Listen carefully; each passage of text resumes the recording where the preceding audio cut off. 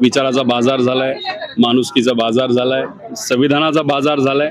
आज लोकशाहीचा दुर्दैवाने तिथं बाजार झालेला आहे. जेव्हा वेस्ट बेंगॉलमध्ये खासदार फोडले 50 कोटी दिले, महाराष्ट्रामध्ये 85 कोटी कॅश मध्ये दिले गेले आणि 250 कोटी दरवर्षी विकास निधी, त्यातून 10-15% तुम्ही निधी काढा असं सांगण्यात आलेलं आहे. येत्या काळामध्ये मला असं वाटतं की उत्तर प्रदेशचा मोठा एक पक्ष फोडण्याचा प्रयत्न तिथं केला जाईल आणि जर ते निवडून आले तर मग संविधानाचा आणि लोकशाहीचा तो शेवटचा दिवस असणार. ऑपरेशन टायगर कशाला म्हणतात? टायगर नाही तर वाघ ज्याला आपण म्हणतो, समोरासमोर तिथं अटॅक केला जातो, ह्याला ऑपरेशन बाजार म्हणायला काय हरकत आहे?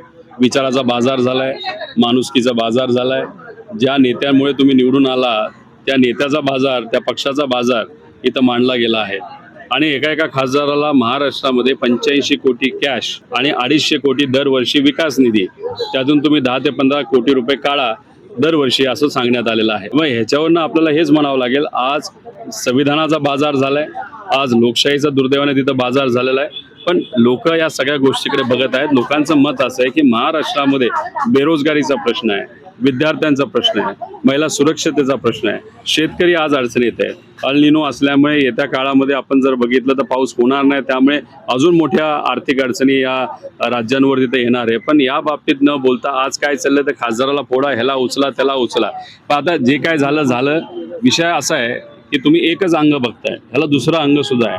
ते कसं की आता एकनाथ शिंदे साहेबांची ताकद, भाजपचे महाराष्ट्रातले नेते देवेंद्र फडणवीस साहेब भाजपच्या हितासाठी कमी करण्याचा सातत्याने प्रयत्न करत होते. अजितदादा पक्षाची सुद्धा तिथं ताकद देवेंद्र फडणवीस साहेब कमी करण्याचा प्रयत्न करत होते. आता हे 6 खासदार जे फुटले ते एकनाथ शिंदे साहेबांकडे न जाता भाजपकडे जाऊ शकले असते. पण मग एकनाथ शिंदे साहेबांना दिल्लीतल्या मोठ्या भाजपच्या नेत्यांनी कुठेतरी ताकद दिली, हे कुठेतरी आपल्याला जाणवतं. म्हणजे ठीक आहे, फोडाफोडी झाली, हे चुकीचं झालं, पण यातून दुसरं सुद्धा आपल्याला कळतंय की कुठं ना कुठं तरी भाजप दिल्ली विरुद्ध भाजप महाराष्ट्र असा सुद्धा लढा या ठिकाणी आपल्याला बघायला मिळतं. असं म्हणण्यात येतं की खासदारांना पैसे दिले गेले सर, आणि काय? अहो, जेव्हा वेस्ट बेंगॉलमध्ये खासदार फोडले 50 कोटी दिले, महाराष्ट्रामध्ये 85 कोटी कॅश मध्ये दिले गेले आणि 250 कोटी दरवर्षी विकास निधी, त्यातून 10-15% तुम्ही निधी काढा असं सांगण्यात आलेलं आहे. आता ह्याच्याच बरोबर आपण जर बघितलं ओमराजे भाऊंबद्दल असंही म्हणलं जातं की जी केस आहे त्यांच्या बाबतीतली, त्याचा निकाल पुढच्या काही दिवसांमध्ये लगेचच्या लगेच त्यांच्या बाजूला दिला जाईल, नाहीतर मग त्यांच्या बाजूचा निकाल नसेल तर अजून काही वर्ष पुढे घेऊन गेला जाईल. त्यामुळे भीती अशी वाटते. आमचा न्यायव्यवस्थेवर विश्वास आहे, पण या जो काही बाजार लोकशाहीचा झालेला आहे त्याच्यामध्ये न्यायव्यवस्था सुद्धा जर सहभाग घेत असेल, जे आम्हाला बाहेरून कळतं आहे ते योग्य नाही. त्यामुळे न्यायव्यवस्थेकडनं सुद्धा काही जजेसली या बाबतीतलं क्लॅरिफिकेशन देणं महत्त्वाचं आहे. त्यामुळे सामान्य लोकांचा विश्वास जेव्हा नेत्यांवर, प्रशासनावर, शासनावर नसतो तेव्हा त्यांचा विश्वास हा न्यायव्यवस्थेवर असतो आणि न्यायव्यवस्थेसुद्धा या बाजाराचा जर भाग बनत असेल तर हे अतिशय घातक आहे.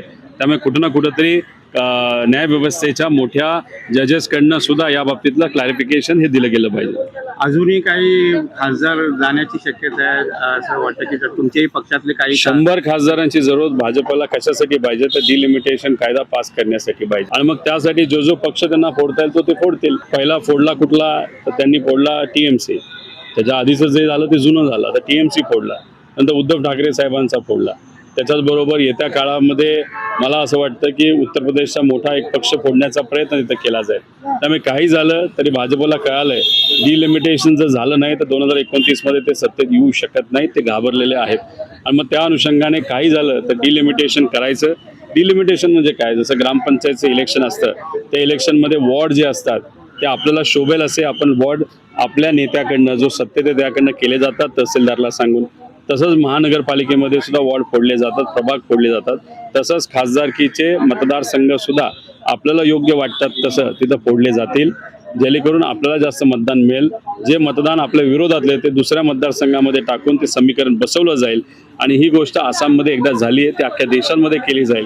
त्यामुळे मला असं वाटतं की एकतर महायुती नाहीतर जे भाजप आणि भाजपचे मित्रपक्ष सत्तेत परत येत नाहीत, पण चुकून जर आले आणि जर ते निवडून आले तर मग संविधानाचा आणि लोकशाहीचा तो शेवटचा दिवस असणार. कुठेतरी यांना Z+ सिक्युरिटी वगैरे देण्याचाही प्रयत्न चालू आहे. माझं म्हणणं Z सिक्युरिटी कशाला देतं? YZ सिक्युरिटी द्या ना. आहे का नाही मला माहित नाही, पण Z सिक्युरिटी तुम्ही या नेत्यांना दिला, ह्याच्या आधी आमदारांना दिली, नेत्यांना दिली, मोठ्या मोठ्या व्यावसायिकांना दिली, मग गरिबांसाठी सिक्युरिटीचं काय झालंय? आज महिला अत्याचार मोठ्या प्रमाणात या राज्यात वाढत आहेत.